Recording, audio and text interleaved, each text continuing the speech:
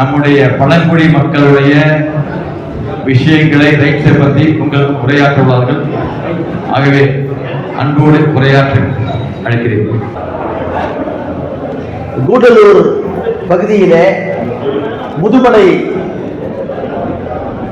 புலிகள் காப்பகம் என்ற பெயரில் காலமாக வாழ்ந்து கொண்டிருக்கிற பழங்குடி மக்களை அப்புறப்படுத்தி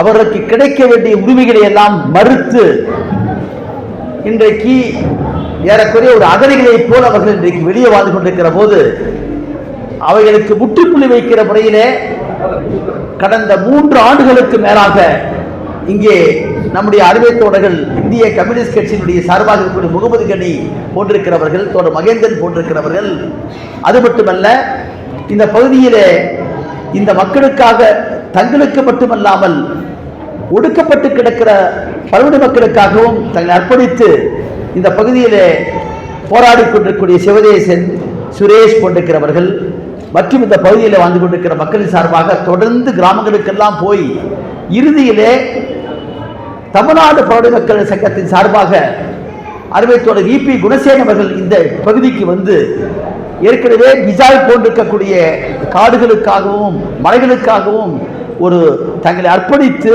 அறிவாற்றலோடு நாடு முழுக்க போராடி கொண்டிருக்கக்கூடிய ஆலோசனையின் பேரில் இந்த பகுதியிலே வந்து உங்களோடு கலந்து இத்தனை நாட்கள் போராடி உங்களை பிரச்சனைகள் எல்லாம் கொண்டு வந்து சேர்த்திருக்கக்கூடிய வகையில் இன்றைக்கு இந்த அற்புதமான ஒரு கூட்டத்தை நம்முடைய பழங்குடி மக்கள் மற்றும் இருக்கிற மலை மக்களுடைய கூட்டத்தை ஏற்பாடு செய்திருக்கிறார்கள்.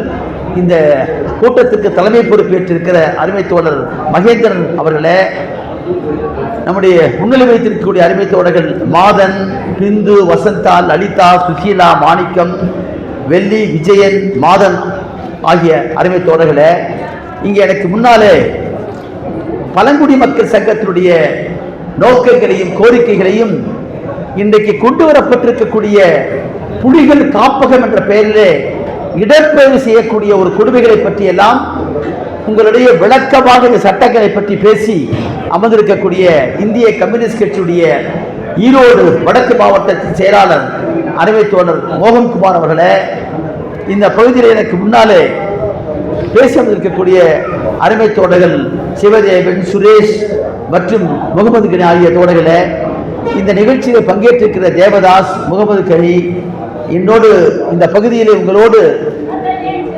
இந்த கூடலூர் பகுதியிலே வழக்கறிஞராக எனது இளம் வழக்கறிஞராக இங்கே பணியாற்றி கொண்டிருக்கக்கூடிய இர்ஷாத் முகமது வழக்கறிஞர் அவர்களே, என்னோடு இந்த பகுதியிலே நிகழ்ச்சிக்காக வந்திருக்கிற அருமை தோழர் தங்கராஜ் மற்றும் ராஜ்குமார் போட்டிருக்கிற தோழர்கள் மற்றும் இந்த பகுதி மக்களுக்காக தொடர்ந்து போராடி கொண்டிருக்கிறவர்கள் அத்தனை பேரையும் இந்த பகுதியிலே பார்த்து வாழ்த்தி இன்றைக்கு இந்த ஒரு அற்புதமான வாய்ப்பை எனக்கு கொடுத்தமைக்காக நான் உண்மையிலேயே நன்றி கடன் பட்டிருக்கிறேன். காரணம், ஒரு 40-45 ஆண்டுகளாக வழக்கறிஞராய் தமிழ்நாட்டில் இருக்கக்கூடிய பல பகுதிகளில் இருக்கக்கூடிய உழைக்கிற மக்களுக்காக, ஒடுக்கப்பட்ட மக்களுக்காக, குறிப்பாக மலை மக்களுக்காக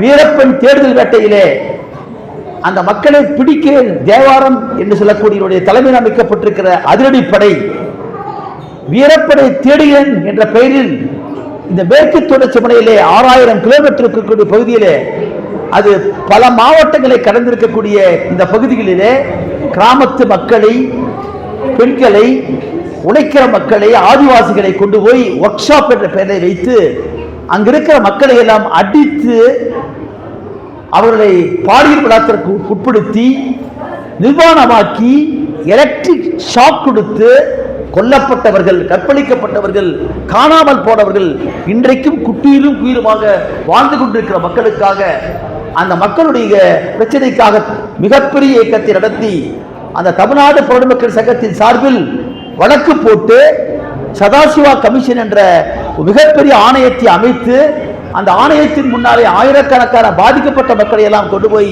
நிறுத்தி அது இறுதியாக பாதிக்கப்பட்ட மக்களுக்கு நிவாரணம் கொடுக்க வேண்டும் என்று சொல்லி இந்தியாவிலேயே முதன்முறையாக ஒரு அரசு எந்திரம் காவல்துறை நடத்திருக்கிற மனித உரிமை மீறலை இங்கே அம்பலப்படுத்தி அந்த மக்களுக்கு ஓரளவுக்கு இடைக்கால வாங்கி கொடுத்திருக்கிற இயக்கம் தான் நாம் இன்றைக்கு இருக்கிற இந்த பழங்குடி மக்கள் சங்கம். ஆகவே இந்த சங்கத்தோடு பயணிக்கிறவன் என்ற முறையிலே நாங்கள் சார்ந்திருக்கிற கம்யூனிஸ்ட் கட்சி எங்களுக்கு இருக்கிற கட்டளையின் பிரகாரம் எங்கெல்லாம் ஒடுக்கப்பட்ட மக்கள், பாதிக்கப்பட்ட மக்கள் விளிம்பில் இருக்கிறார்களோ அவர்களுக்கு சென்று பணியாற்றுவதுதான் ஒரு கம்யூனிஸ்டுடைய வேலை என்ற முறையிலே தான் இன்றைக்கு தொடர் மோகன்குமாரை போன்றிருக்கிறவர்கள், தொடர் வி.பி. குணசேகரனை போன்றிருக்கிறவர்கள், இந்த பகுதியில் இன்றைக்கு உழைத்துக் கொண்டிருக்கிற மகேந்திரன் மற்றும் முகமதிகளை போன்றிருக்கிறவர்கள், அதோடு இங்கே அமர்ந்திருக்கிறார்கள் நம்முடைய சிவநேசன் மற்றும் சுரேஷ் போன்றிருக்கிற அற்புதமானவர்கள், நம்முடைய பெண் தோழர்கள், இவரெல்லாம் பார்க்கின்றோம். எந்த விதமான எதிர்பார்ப்பும் இல்லாமல் என்ன கேட்டால், எனக்கு முன்னால் பல பேர் கேட்டாங்க, 2026ஆம் ஆண்டு அடுத்த மாதம் இன்னொரு 6 மாதம் தான் இருக்கு, 10 மாதம் தான் இருக்கு மொத்தம், தேர்தல் வரப்போகிறது. தேர்தல் வந்தால் உங்க கிராமங்களில் வந்து ஒத்தையடி பாதைகளில் நடந்து போறதுக்கே தகுதி இல்லாத சாலைகள் போல உண்டு. ஆனா கார்கள் வரும், வண்டிகள் வரும், மாலைகள் வரும், பணம் வரும், எல்லாமே வரும். ஏற்கனவே சாராயம் வந்து இங்க வந்து ஆறாக பெருக்கி ஓடிக்கொண்டிருக்கிற பல பேருக்கு வாழ்க்கையே இன்னைக்கு பார்க்கிறோம், சீரழித்திருக்கிறது. அவர்கள் படிக்கிறதுக்கு வரலையே, எல்லா வாய்ப்பும் கொடுத்து கூட வராமல் இருக்காங்களே. அதற்கு ஒரு மிக முக்கியமான காரணமே இங்க இருக்கிற மது என்பதை பற்றி எல்லாம் குறிப்பிட்டார்கள். ஆக நாங்க வந்து ஒரு 40 ஆண்டு காலம் ஒரு வழக்கறிஞராய், மனித உரிமைக்கு போராடக்கூடிய வழக்கறிஞராய் கம்யூனிஸ்ட் கட்சியிலிருந்து அனுப்பப்பட்டவர்கள் எங்கெங்கேயோ போராடுறோம். ஒரு கோகுல் ராஜ் என்ற ஒரு இளைஞன் உட்கார்ந்து பேசினாங்கிறதுக்காக சாதிய ஆணவக்காரர்கள் அவரை கடத்தி போட நாங்கள் வந்து எடுத்து நடத்தி அந்த கொலைபாதகர்களுக்கு, சாதி ஆதிக்கவாதிகளுக்கு சாகு வரை வாழ்நாள் சிறை வாங்கி கொடுத்தோம். அது முடிச்சதுனால இங்க பக்கத்துல மேட்டுப்பாளையத்துல பாத்தீங்கன்னா 2 பேர், அந்த பெண் வந்து ஒரு தலித் பெண்ணு, தூய்மைப்பணி தொழிலாளி, முத்துராஜனத்தை சார்ந்திருக்கிற இளைஞனை காதலிக்கிறார். அவங்க அண்ணங்காரன், நீ வந்து ஒரு குப்பை கோட்டுற பொண்ணை போய் கல்யாணம் பண்ணிட்டு எனக்கு யார் பொண்ணு தருவா என்று கேட்டு மிரட்டி 2 பேர்த்தையும் கொலை பண்ணான். அந்த கனகராஜ் என்று சொல்ல அன்றைக்கு அந்த விக்னேஷன் சொல்லக்கூடிய வினோத்குமாருக்கு நீதிமன்றத்திலே போராடி தூக்கு தண்டனை வாங்கி கொடுத்தாங்க வந்து. ஆனால் இதெல்லாம் நாங்கள் அங்க செய்ய முடியுது. அதை காட்டிலும் மிக கொடூரமாக மலைகளிலே, கிராமங்களிலே வாழ்ந்து கொண்டிருக்கிறவங்களை போட்டிருக்கிற பல பேருக்கு சட்டத்தில் சொல்றான். நான் வந்து இந்த செப்பு நாயெல்லாம் பார்த்தேன், செப்பு ஆவணங்கள் உங்களுக்கு உண்டு. 1882ஆம் ஆண்டு அந்த மெட்டண்டான் சொல்லக்கூடிய செட்டியாருடைய நிலங்களை எல்லாம் பிரிட்டிஷ்காரத்துக்கு முன்னால இது வந்து மலபாரோடு சேர்ந்திருந்த போது எப்படியெல்லாம் இது வந்து இங்க இருக்கிற மக்களுக்கு பட்டா போட்டு கொடுக்கப்பட்டிருந்தது. அது பின்னால் பிரிட்டிஷ் ஆட்சிக்கு பின்னால் எப்படி வனச்சட்டத்தை கொண்டு வந்து உங்களை மாற்ற பார்த்தார்கள். அந்த சட்டம் வந்த பின்னாலும் கூட போராடி சுதந்திரம் பெற்ற பின்னால் நமக்கு இந்த நாட்டில், சுதந்திர நாட்டில் ஒரு குடியரசு நமக்கென்று ஒரு அரசியல் சட்டத்தை உருவாக்கி அந்த சட்டத்தில் காலம் காலமாக ஒரு நாட்டில் இருக்கக்கூடிய பழங்குடி மக்கள் தான் அந்த நாட்டை காக்கக்கூடியவர் என்று கேட்டால், எனக்கு முன்னாலே தொடர் மோகன்குமார் ரொம்ப அற்புதமாக சொன்னார்கள். இங்கே இந்திய கம்யூனிஸ்ட் கட்சி ஒரு பெரிய நில மீட்பு போராட்டம் நடத்தியது. அப்ப எங்க கட்சியுடைய தலைவர் பாரதாண்டான்னு சொல்லக்கூடியவர் தான் இந்த இடத்துல ஓவேலி எஸ்டேட்ல வந்து தலைமை தாங்கி அன்றைக்கு ஏறக்குறைய எங்களுக்கு சொன்ன கணக்கு 5000 ஏக்கரா. இப்ப எவ்வளவு தெரியல, 1000 ஏக்கராக்கு மேலன்னு சொல்றாங்க. 5000 ஏக்கரா கொண்டிருக்கிற ஒரு பிர்லா, எங்கோ டெல்லியில் இருக்கக்கூடிய பிர்லாவுக்கு நீலகிரி மாவட்டத்தில் ஓவேலி எஸ்டேட்ல 5000 ஏக்கராவா? அதுல சட்டப்படி சட்ட அரசாங்கம் கொடுத்திருக்கிற நில உச்சரவு பிரகாரம் அத்தனை ஏக்கரை வச்சுக்க முடியாது. ஆகவே நம்முடைய நிலத்தை, பழங்குடி மக்களுடைய நிலத்தை, காடுகளில் வாழ்ந்து கொண்டிருக்கிற மக்களுக்காக இருக்கிற ஒன்றை எவனோ ஒருத்தர் அபகரித்து வச்சிருக்கிறான், அதை மீட்க வேண்டும் என்று போராடினார்கள். அந்த போராட்டத்தின் தொடர்ச்சி நான் பார்க்கிறேன். இன்னைக்கு காடுகளை யார் இன்னைக்கு வளர்த்துறா, யார் காப்பாத்துறா என்று கேட்டால், இன்னைக்கு உங்களுடைய பிரச்சனையில இந்த புலிகள் காப்பது என்ற பேர்ல என்ன கொண்டு வரோம்? அப்ப புலிகள் என்பது ஒரு நாட்டினுடைய காடுகள் இருக்கக்கூடிய மிக முக்கியமான வனவிலங்கு. வனவிலங்கு சட்டம் 1972 இன்றைக்கு உருவாக்கி இருக்கிறது. திருத்தப்பட்ட சட்டம் 2000 எல்லாத்தையும் என்ன சொல்றான்? புலிகள் என்பது ஒரு காடுகளுக்குள்ளார கண்டிப்பா இருந்தால்தான் அதை ஒட்டி ஒன்றை ஒன்று சார்ந்திருக்கிற மான் இருக்கும், மாடு சாப்பிட்ற புல் இருக்கும், அந்த புல்லுக்கான காடு இருக்கும், தண்ணி, இப்படி எல்லாம் சொல்றான். ஆகவே இந்த காடுகளுக்கு இருக்கிற புலிகளை காப்பாற்ற வேண்டும் என்று சொன்னால் அதற்காக ஒரு சட்டத்தையே போடணும். இந்தியா முழுக்க எங்கெங்கெல்லாம் புலிகள் இருக்கிறதோ அதை அழித்து விடாமல் இருப்பதற்காக ஒரு புலிகள் பாதுகாப்பு சட்டம் அல்லது புலிகள் சரணாலயம் என்ற பெயரில் 2007 ஒரு திட்டத்தை கொண்டு வந்தான். அதுதான் இப்பொழுது இந்த பகுதியில் நீலகிரி மாவட்டத்தில் கூடலூரில் இந்த நம்ம தமிழ்நாட்டில் இருக்கிற 5 பகுதியை அறிவிச்சிருக்காங்க. அதே போலவே இந்த பகுதியில் அறிவிக்கப்பட்டு, அப்படி அறிவிக்கப்பட்டதன் பின்னால் அந்த காடுகளுக்குள்ள இந்த புலிகள் பாதுகாப்பு மையம் என்பது அது பாதுகாக்கப்பட வேண்டும் என்று சொன்னால் அதுக்குள்ள வாழ்ந்து கொண்டிருக்கிற பழங்குடிகள் அல்லது வனத்திலே காலங்காலமாக வாழ்ந்து கொண்டிருக்கிற மலை மக்கள் இவர்களுக்கும் அந்த புலிகளுக்கு இடையில மோதல் ஏற்படுது, மனித மிருக மோதல் ஏற்படுகிறது. ஆகவே மிருகங்கள் வாழ்வதற்கு அது பிரச்சனை ஆகிறது.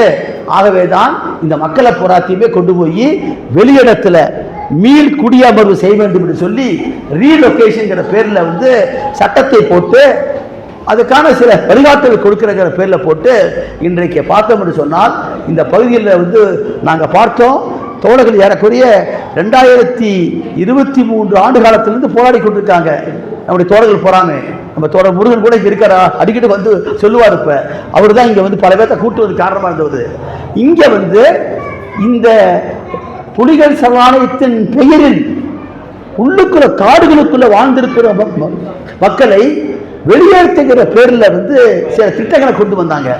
அப்படி திட்டங்களை கொண்டு வருகிற போதுதான் அதுல இந்த மக்களுக்கே தெரியாம அந்த மக்களுக்கு சேர வேண்டிய பல பயனாளிகளை போலாம் லட்சக்கணக்கான பணத்தை இடைத்தரகர்கள் பல பேர் இங்கே ஒன்று கூடி அதுக்கே சங்கம் வச்சா அமைப்பு ஏற்படுத்தி அதை போல சாப்பிட்டுக்கிறான்.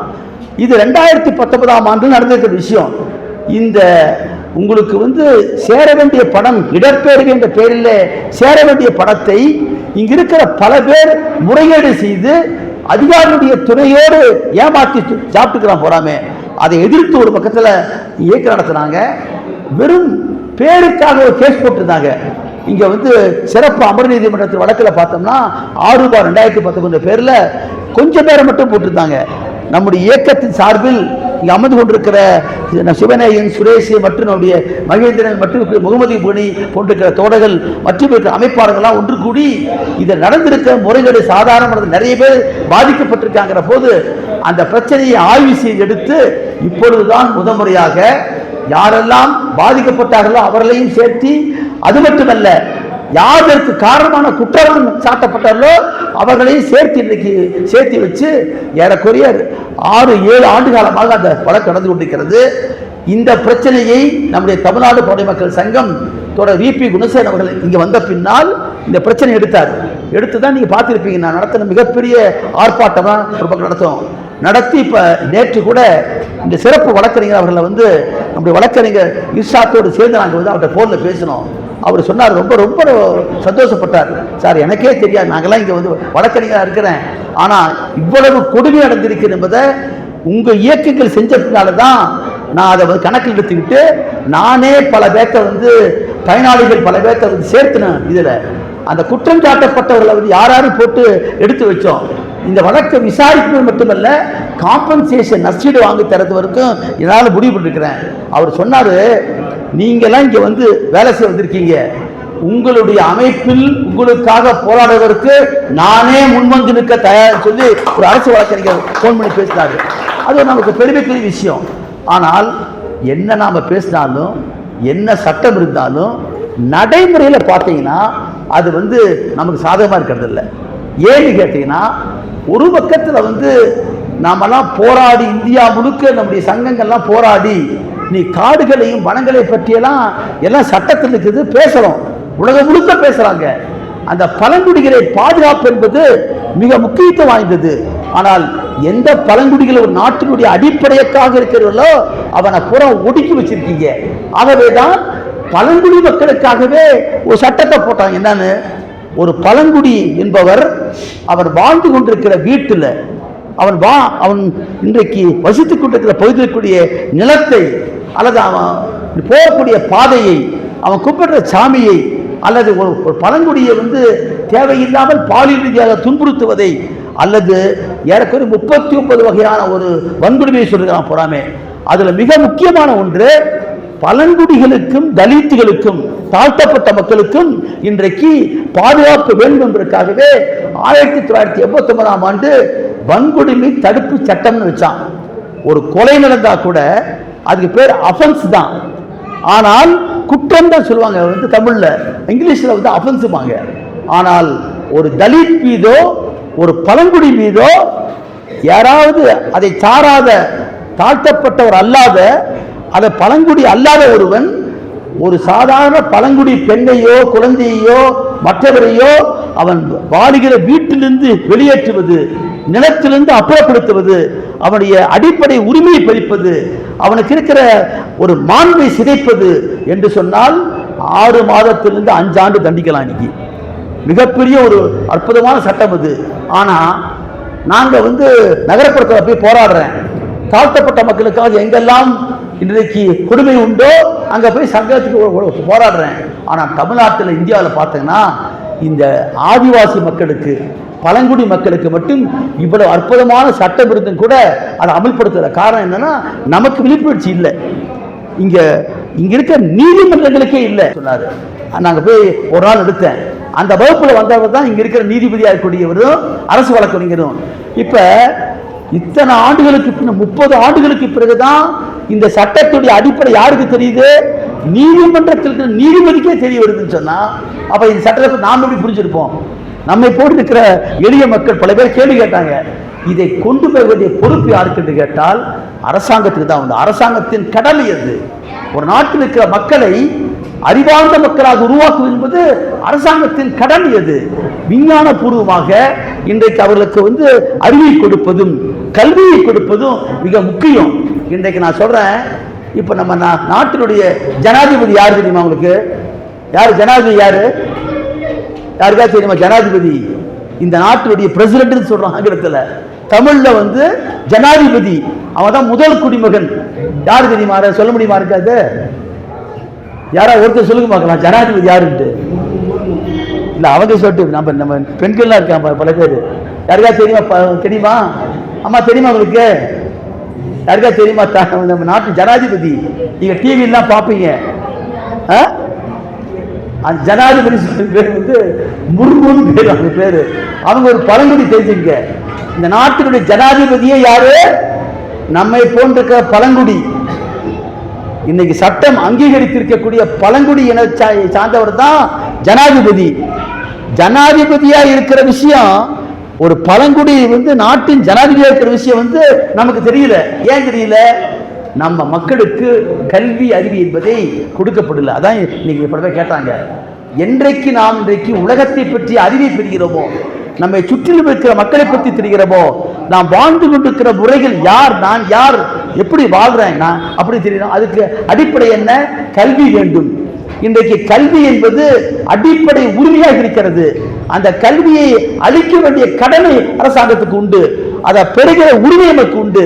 அந்த கல்வியை நம்ம குழந்தைகளுக்கு கற்றுக் கொடுக்கணும். போறாமே ஒரு ஜனாதிபதியா முதலமைச்சர் இன்னைக்கு இருந்தா பத்தாது. அவருக்கு இருக்கிற அந்த வாய்ப்பை போல நம்முடைய பழங்குடி மக்களுக்கு, தாழ்த்தப்பட்ட மக்களுக்கு, உழைக்கிற மக்களுக்கு, ஒடுக்கப்பட்ட மக்களுக்கு கல்வி வேணும். அந்த கல்வியை பெறுவதுதான் மிக மிக முக்கியமானது. இப்ப பாத்தீங்கன்னா மலைகளில் போறோம், உண்டு உறைவிட பள்ளி உங்களுக்கு போட்டிருக்காங்க. உங்களுக்கு சலுகை உண்டு தெரிஞ்சுக்க. இப்ப வந்து நீங்க நினைச்சீங்கன்னா வெளிநாட்டில் போய் படிக்கிறதுக்கு 36 லட்சம் கொடுக்குறா தெரியுமா உங்களுக்கு?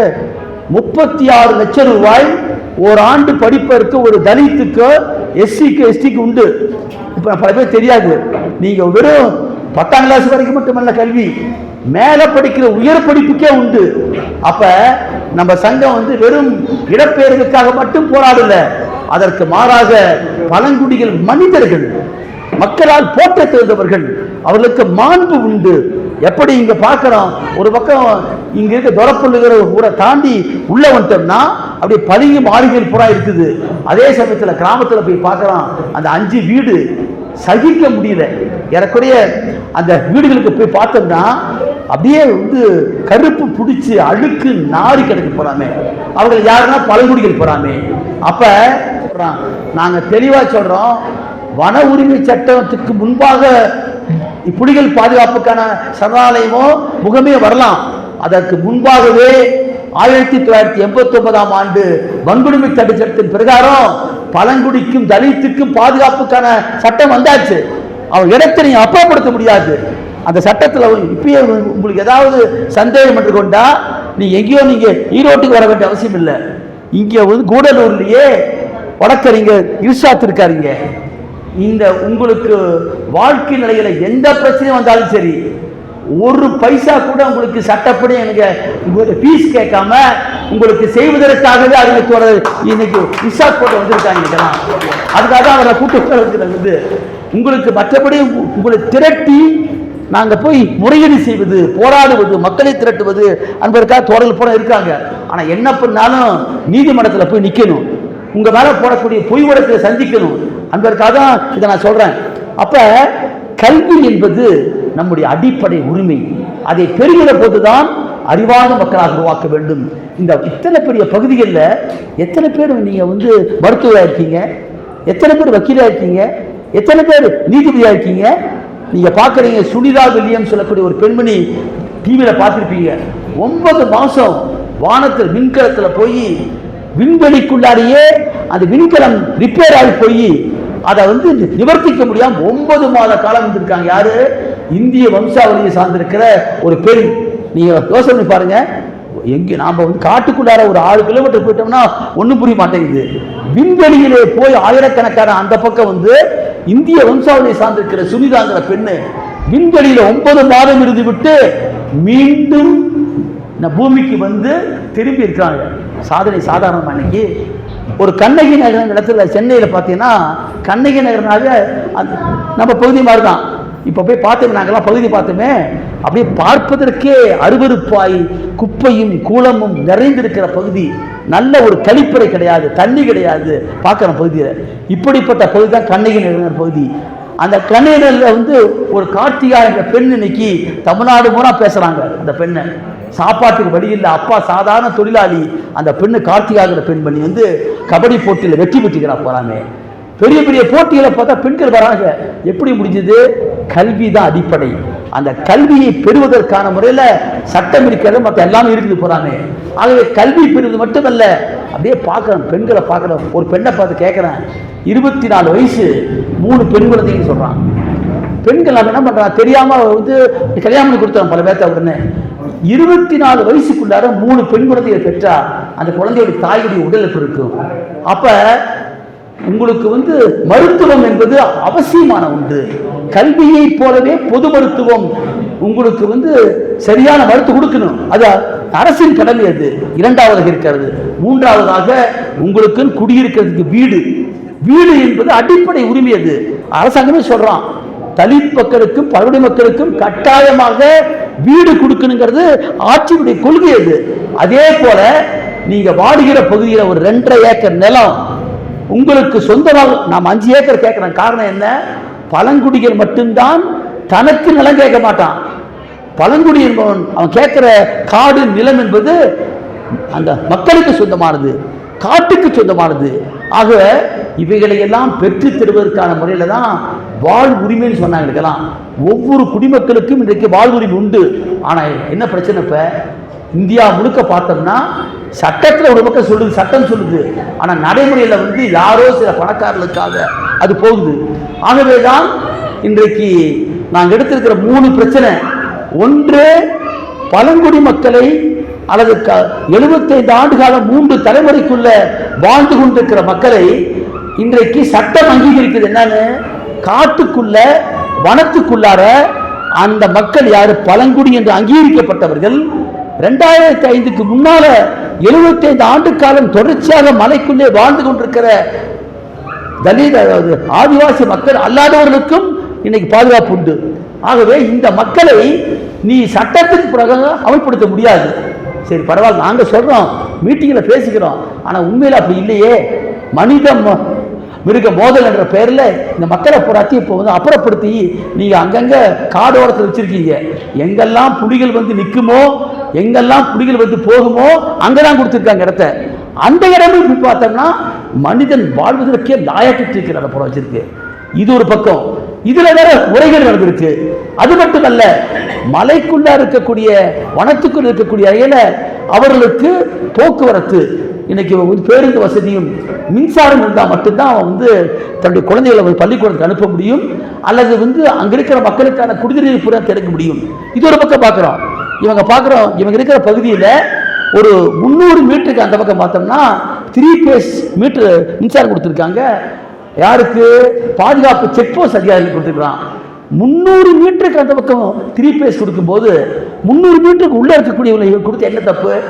இவர்களால் தான் அந்த பகுதி, காடுகள் இருக்கிற பகுதி நான் பார்க்கிறேன். முறையா முதுமலை பகுதி தான் பார்க்கிறேன். ஒரு இடத்துல ஒரு 5 ஏக்கரா வச்சிருப்பாங்க, சில இடத்துல எல்லாம். அவன் தன்னை பெரியால் நினைச்சுக்கிட்டு அங்க இருக்கிற ஆதிவாசி மக்களுக்கு எதிராக செயல்படுவான். எப்பயுமே அந்த மக்கள் கோரிக்கைக்கு வரமாட்டான். ஆனால் முதல் முறையாக நாங்கள் பார்த்தோம், நமக்கு அமர்ந்து கொண்டிருக்கக்கூடியவர்கள் தங்களை காட்டிலும் ஆதிவாசி மக்கள் பற்றிக் கொண்டிருக்கிற துன்பத்தை பற்றி கண்டு இவர்களுக்கு நீங்கள் செய்யுங்கள் சொன்னார். பாருங்க, அவங்க குடியிருக்கிற வீடுகளை போய் பாருங்க, மூடாக்கி எல்லாம் கிடக்குது போறான். ஆகவே எங்களுடைய கோரிக்கை மட்டுமல்ல, ஆதிவாசிகளுடைய கோரிக்கைகளையும் சேர்த்து நீங்கள் போராட வேண்டும் என்று சொல்லி நிற்கிறாங்க. பார்த்தீங்களா, இதுதான் நாங்கள் பார்க்க வேண்டிய முக்கியமான விஷயம். அப்ப இவைகளை பூராத்தையுமே நாம் நிச்சயமாக வெல்ல முடியும். தெரிஞ்சுக்கிறேன். ஏதோ நாங்கள் மேடைக்காக நாங்கள் உட்காந்து பேசல. நீங்கள் அமர்ந்து கொண்டிருக்கிற தோழர் வி.பி. குணசேகரனோ, தோழர் மோகன்குமாரோ, அல்லது மகேந்திரனோ, அல்லது முகமது ஜானோ மற்றும் இருக்கிற நம்முடைய மாவட்ட செயலாளர் போஜன் போட்டிருக்கிறவர்களாம் ஒரு கட்சியை பேசலாம். என்ன கம்யூனிஸ்ட் கட்சி? என்ன கம்யூனிஸ்ட் கட்சினா? இவ்வளோ தோழர் சொன்னார். தோழர் சொன்ன என்னங்க நீங்களாம் கடவுள்னாரு. கடவுளெல்லாம் எங்களுக்கெல்லாம் கடவுளான்னு கேட்டால் மக்கள்கிட்ட அதாவது உங்களுக்கு சாமி பார்த்துருப்பீங்க. நம்ம பர்கூர் இந்த தாளவாடி மலையில் சட்டத்துக்கு புறம்பா சாமி ஒன்று இருக்கு. அங்கே இருக்க மலை மக்களுக்காக அந்த சாமியை தூக்கி போய் ஒருத்தர் வச்சுதான், ஒருத்தர் அதிகாரி. சாமின்னா உங்களுக்கு தெரியும், நடுகள் வச்சுக்குவாங்க. நம்ம சாமியெல்லாம் யாரு? நமக்காக உழைச்சு போராடி அந்த மக்களுக்காக பாடுபட்டு இறந்து போன மனுஷனை தான் செத்து போனான்னா அந்த இடத்துல ஒரு கல்லை வச்சு நடுகல்லா கும்பிடுவோம். நாட்டாறு வழக்கு நம்மளுக்கலாம். அதுதான் நம்முடைய சாமி. காலங்காலமாக கும்பிடுவோம். அந்த சாமியை அந்த ஃபாரஸ்டுக்குள்ள இருந்து அப்புறப்படுத்தி வச்சாங்க. நம்முடைய அருமைத்தோட சுந்தரம் சட்டமன்ற உறுப்பினர் பவானி சாமிந்தார், அவரும் தோட மோகன்குமார் நம்முடைய கட்சி தான், சங்கம் தான், மலை மக்களை போராட்டில் திரட்டி அந்த டிஎஃப்ஓ எதிராக நின்று மீண்டும் சாமி சிலை கொண்டு போய் காட்டுக்குள்ள வைத்த பிறகு யாருக்கு உண்டுனா கம்யூனிஸ்ட் கட்சிக்கு உண்டு. இது ஏன் சொல்றேன்னு சொன்னா, நம்ம சாமி என்பது யாருக்கானா, யார் மக்களுக்காக உழைக்கிறானோ, எதிர்பார்ப்பு இல்லாம எனக்கு ஓட்டு போடுவான், எனக்கு அது செஞ்சிருவான் போட்டு எதிர்பார்க்காம சக மனிதர்களும் நன்றாக இருக்க வேண்டும். நான் அனுபவித்துக் கொண்டிருக்கிற உரிமைகள் சக மனிதருக்கும் கிடைக்கணும் பாரு, அதுதான் அறம் சார்ந்த வாழ்க்கைங்கிறான். அந்த அற வாழ்க்கைக்காக வழிகாட்டி கொடுத்தியாருன்னு கேட்டா நாங்க இருக்கிற கம்யூனிஸ்ட் கட்சி. அந்த கட்சி தான் எங்களை எல்லாம் வழிகாட்டல் கொடுத்து சமூகத்திலே பொது உடைமைங்கிறான். எல்லோரும் எல்லாமும் பெற வேண்டும், இங்கு இல்லாமல் இல்லாதவர்கள் என்று சொல்லக்கூடிய ஒரு சமூகத்தை படைக்கக்கூடிய ஒரு அமைப்பு என்று சொன்னால் அதை உருவாக்குறதுக்காக போராடுறோம்னு சொல்றோம். அதற்காக நம்ம தான் நாங்கள் இங்கே வந்திருக்கிறோம். இன்னைக்கு நாங்கள் சில பேர் சொன்னாங்க, நீங்கள் வந்த உடனே உயர்நீதிமன்றம் வழக்கு. நான் உயர்நீதிமன்றம் வழக்கெல்லாம் கிடையாது, சாதாரண மேஜிஸ்ட்ரேட் கோர்ட்டில் தான் இன்றைக்கும் ப்ராக்டிஸ் பண்ணுறேன். அதுலேருந்து தான் மாவட்டத்துக்கு போகிறேன், அதுலேருந்து ஹைகோர்ட் போகிறேன், அதுலேருந்து சுப்ரீம் கோர்ட் போகிறேன். அதனால் சாதாரண வழக்கு இங்கே கூடலூரில் ப்ராக்டிஸ் பண்ணக்கூடிய இர்ஷாத்துக்கு என்ன அடிப்படை உண்டோ அதெல்லாம் சுப்ரீம் கோர்ட் வச்சுக்கும். அங்கே கொஞ்சம் இங்கிலீஷில் பேசுவோம், அவ்வளோதான். மொத்தம்லாம் சட்டம் உண்டு தான்.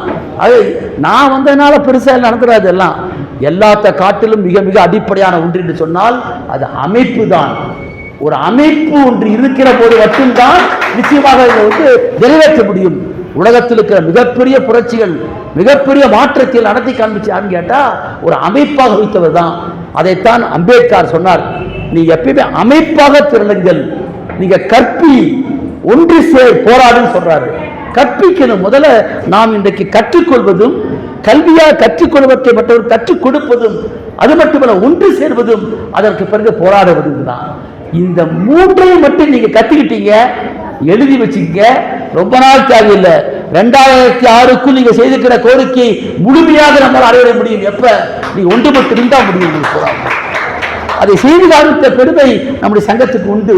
அந்த அடிப்படையில் இந்த பிரச்சனைகளை நாங்கள் நீதி இங்க இருக்கிற களத்திலும் போராடுவோம், இதை பூரா ஸ்டடி பண்ணுவோம். இதற்காக இந்த பிஜாயின்னு சொல்லக்கூடிய ஒரு அற்புதமான மனிதர், அவரெல்லாம் பார்த்தீங்கன்னா இதற்காகவே தன்னை அர்ப்பணித்து ஆய்வு செய்து எத்தனையோ எழுதியிருக்காங்க. இன்னைக்கு நான் பாருங்க, இன்னைக்கு ஹிந்து பேப்பர்ல வந்திருக்கு. ஹிந்து பேப்பர்ல வந்து what is a plan to relocate for the forest tribes என்று பூரா பார்த்தா, இன்னைக்கு நான் வந்த நேரத்தில் இதுவும் வந்து ஏதோ நம்மளால வரல. அவர் சொன்னாங்க, நான் வந்ததுனால ரோடு வந்துருச்சு, தண்ணி சொன்னார் வந்து அப்படிதான் கிடையாது. அது ஏதோ காக்கா உட்கார பணம் உட்காந்து கதையா. நீங்க தொடர்ந்து போராடினீர்கள், அந்த போராட்டத்துடைய வெற்றி தானே தவிர மற்ற கிடையாது. இந்த ஹிந்து பேப்பர்ல வந்துருக்குது, பிரமாதமா போட்டிருக்காங்க. நம்ம இன்னைக்கு என்னென்ன பேசுறோமோ அதை போட சொல்றாங்க. என்னன்னு, அதாவது உங்களுடைய உரிமைகள், வன உரிமைகளுக்கும் புலிகள் காப்பகத்துக்கும் இருக்கிற முரண்பாட்டை எப்படி தீர்ப்பது, மறுபடியும் சொல்லிக்கலாம் போறாமே. இதை எப்படி தீர்ப்பதுங்கிறதுக்கே ஒரு பிளான் வேணும். முதல்ல ஒரு பக்கம் புலிகள் காக்கப்பட வேண்டும், காடுகள் காக்கப்பட வேண்டும், யானையும் புலிகளும் சிங்கம் இருக்கக்கூடிய பகுதி காக்கப்பட வேண்டும் சொன்னால் ஒன்றே ஒன்றுதான். 1980ஆம் ஆண்டு எனக்கு ரொம்ப நாளா உண்டு இந்த கூடுதல் பகுதிகள் பார்க்கிற போது சுப்ரீம் கோர்ட் சொன்னது, வனம் என்று சொன்னால் வனத்திலே வாழ்ந்து கொண்டு இருந்து கொண்டிருக்கிற சிங்கம், புலி, கரடி, செடி, குரங்கு, மரம் மட்டுமல்ல, அந்த காட்டுக்குள்ளே வனத்துக்குள்ளே காலங்காலமாக வாழ்ந்து கொண்டிருக்கிற பழங்குடி மக்களையும் சேர்ந்துதான் வனம் என்று சொன்னான். அதான் முக்கியம். உங்களுக்கு சட்டத்துடைய பாரிய மாறுதலுக்கு அப்புறம் தான். அப்ப காடுகளுக்குள்ள இருக்கிற பழங்குடிகள் ஒரு சிங்கத்தை போல், செடிகொடியை போல் அல்லது மானை போல் அந்த காட்டுக்குள்ளே வாழ்ந்து கொண்டிருக்கிறார்கள். அதுதான் பழங்குடி, ஆதிவாசி என்ற பெயரே அவனுக்கு இருக்கிறது. ஆகவே காடுகளுக்குள்ளே வாழ்ந்து கொண்டிருக்கிற அவனுக்கும் அடிப்படை உரிமை உண்டு என்று சொல்லி 2006 ஒரு சட்டம் வந்தது. அதுக்கெல்லாம் காரணம் வந்து விஜய் போன்றக்கூடிய அற்புதமான தோழர்கள் மட்டுமல்ல, நாம் சார்ந்திருக்கிற கம்யூனிஸ்ட் கட்சி, யூபிஏன்னு சொல்லக்கூடிய மன்மோகன் சிங்குடைய காலத்தில் வந்து சோனியா காந்தி தலைமையில் ஒரு குழுவை போட்டு ஆட்சி நடத்துறாங்க. அதில் தான் வச்ச சட்டம் இது. இந்த சட்டத்தை கொண்டு வந்திருக்கிறோம். ஆகவே இதை நடைமுறைப்படுத்தணும். பேசுவது எளிது, மேடையில் பேசி நான் போயிடலாம்.